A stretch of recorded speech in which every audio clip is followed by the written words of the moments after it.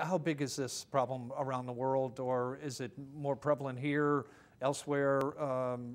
In fact, osteogenesis imperfecta can affect any race. So in terms of numbers, there are tens of thousands of individuals in the United States who have one form or another of osteogenesis imperfecta. And these kids especially really need regular care. We see them several times a year. Wow, that's amazing. Any part of the world that has more, or is it just kind of even throughout the world? More race, is it more race-based prone than any other problem that we seem to have with kids? It is more common in Caucasians, but it's not exclusive to any race. Okay. And it shows right from birth? That's a very good question. Again, in the more severe forms of osteogenesis imperfecta, children might be born with virtually every bone in their body broken. So those kids have obvious signs from the time they're born. In a less severe variety, these kids will look completely normal. They'll be normal, healthy babies and might sustain their first fracture when they tumble as a toddler. Or in even less frequent cases, they might not know that they have osteogenesis imperfecta until they're somewhere in the middle of childhood. Wow. And then they'll sustain an injury, they'll come to an orthopedic surgeon who's familiar with the condition, and we'll notice that there's certain specific X-ray findings that suggest the disease. So it's hereditary to a great extent. Male, female, it doesn't matter. It's just hereditary right down the line. Yes and no. Ooh. It's genetic, which means that everybody who has osteogenesis imperfecta has some sort of abnormality in their DNA structure. But that doesn't mean that every child born with osteogenesis imperfecta has a parent or a grandparent. There are spontaneous mutations, which means that that individual is the first person who has that abnormality in the DNA structure. So they will be the first of a lineage. But from that point forward, their progeny, their children, will have the risk of having osteogenesis imperfecta. When did this first happen? I was looking at researching this. 1700s rings a bells, late 1600s? I don't remember being around in the 1700s, but I know in the 1800s, I recall vividly some of my older patients having those conditions.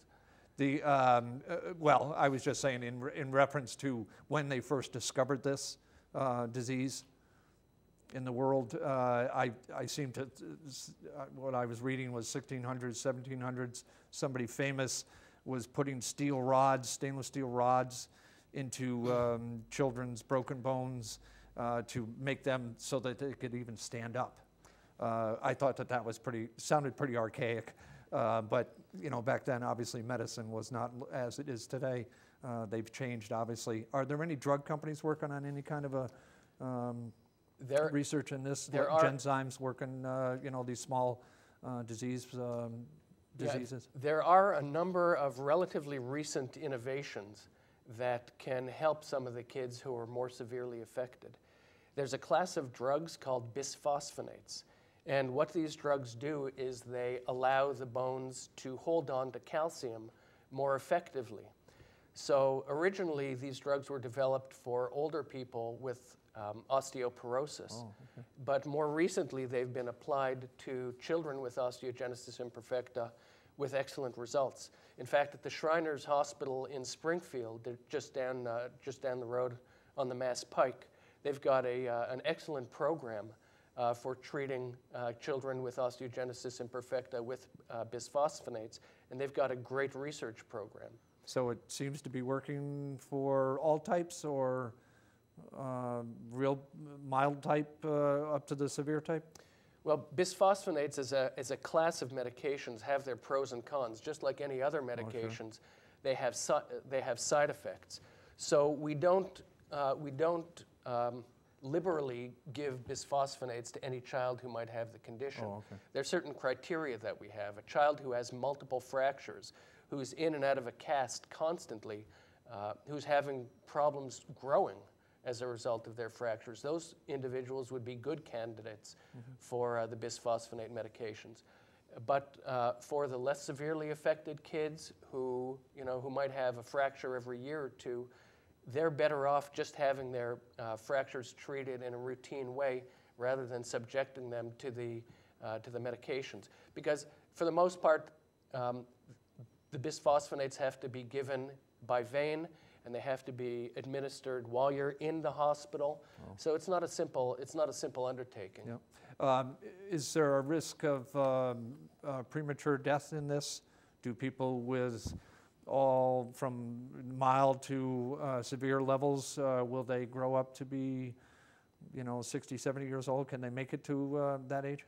Well, I guess the the most important thing to excuse me, the most important thing for the audience to be aware of is that newer medical innovations are really making it easier for children with osteogenesis imperfecta to live happier, normal lives.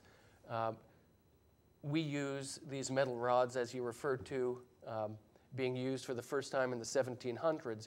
We use these more routinely now so that children can develop normal bone structure. We also know that one of the biggest problems for kids with osteogenesis imperfecta is that their spines tend to bend, and that can cause compression on the heart and on the lungs, and that can really affect their lifespan. But with the appropriate treatment, children with osteogenesis imperfecta can grow up to be very happy, contributing, functioning, nearly normal members of society. That's good. Yeah, it's great. It's the innovations that have gone on and that continue to evolve with new research in genetics and in orthopedic surgery really have changed the lives of children with osteogenesis imperfecta. Excellent. Well, that's good to hear. Eddie, do you have I don't mean to stop you, but you had questions, I'm sure. Oh, well, yeah, I was wondering, now, starting from birth, right?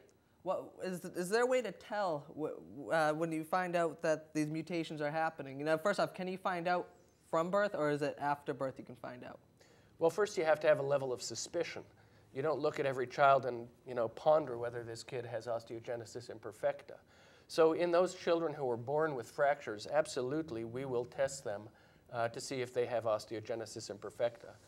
There's certain abnormalities that we'll see on a set of x-rays that really strongly suggest that a child might have osteogenesis imperfecta.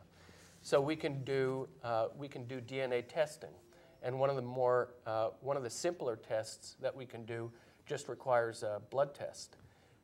The blood tests are only about 80% accurate, so there are times when we might consider taking a sample of skin and culturing cells so we can extract the DNA and ascertain whether a child has the condition or not.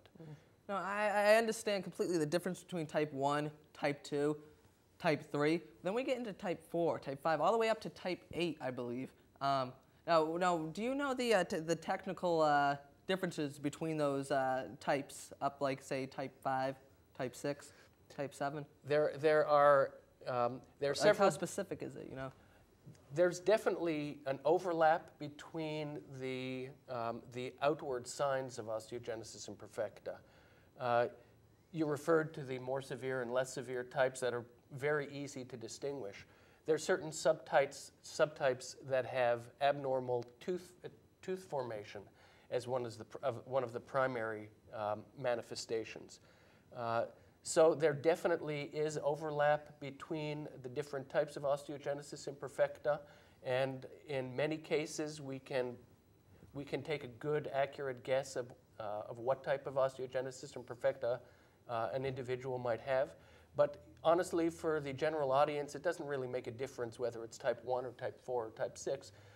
People want to know, well, who is at risk of developing what kind of fracture, or will this child be at risk of needing to have surgery, reconstructive surgery, or who's going to be the type of person who might need scoliosis surgery, metal rods placed into the spine.